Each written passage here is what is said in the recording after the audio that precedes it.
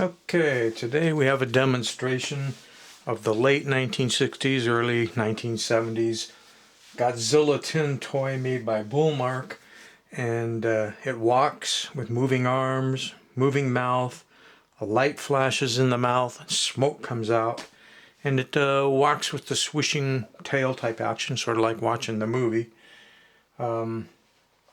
I'll put a link below to an inside look when I was doing the repair. If you want to see what's going on inside this toy, there'll be a link there.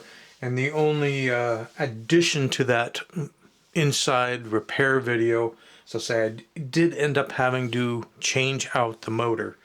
The original motor, in fact, had a intermittent dead spot. And if it stopped there, it isn't going to start back up on its own. And I think it was probably there from the day it was made, because the gears show very little to no wear, and yet all the other mechanical parts, which you'll see if you watch the repair video, were bent and mangled, which means kids were grabbing the legs and forcing the legs to do a walking action. So pretty much didn't work. So the toy was sent to me because it didn't work, but it also didn't have the original remote. The original remote for this was plastic. Some websites say 2 C cells, had a single button on it.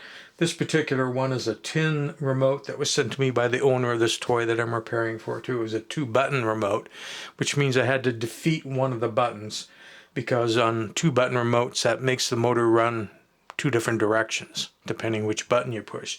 If you run the motor in the wrong direction, it'll lock it up, and that's not good. So the other interesting thing about this remote is the fact that the batteries have to go in facing positive down. You know, most remotes, you almost always see them positive up like that. If you put them in that way, the remote won't work, because the big flat side of the battery never will touch that little button contact. It'll hit other things before it touches that. So, has to go in the right way in this particular remote. Okay, now for the functions. I haven't got a whole lot of room here. Maybe I should move the camera back a little bit more so we can get a little bit more walking action here. Let's try that.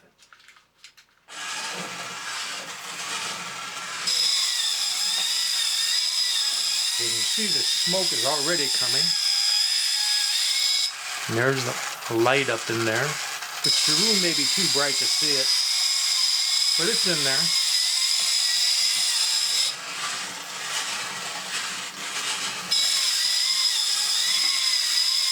So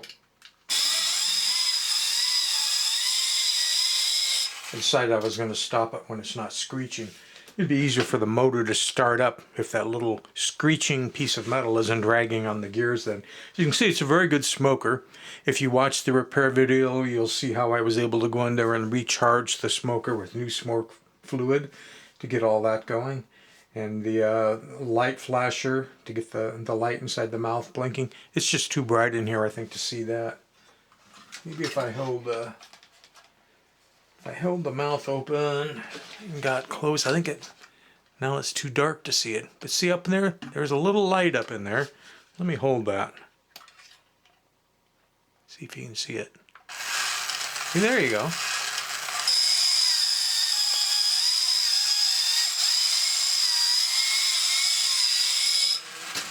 They built the arms on kind of a ratchet system so you could position them without breaking anything, which is pretty cool. And of course the hard part of doing the repair on this is the arm axles and leg axles have these pressed on metal bits, and those have to be removed because you can't separate the 2 body halves until you can take the arms and the legs off and get them out of the way. So, just to go over the basic things that were repaired in it, it needed a new rear wheel in the tail. So here's one that I 3D printed. The original one was rubber, and it had deteriorated through the years, so it wasn't usable. We already talked about the battery box. The leg axles from kids manually trying to force it to walk were bent, so I had to re-straighten out the the cam leg axles, and then the slots that those leg axles run in inside these tin legs were damaged. Again, you can see that in the repair video. Originally, I thought just cleaning and lubing the motor was going to be enough, because when it ran great.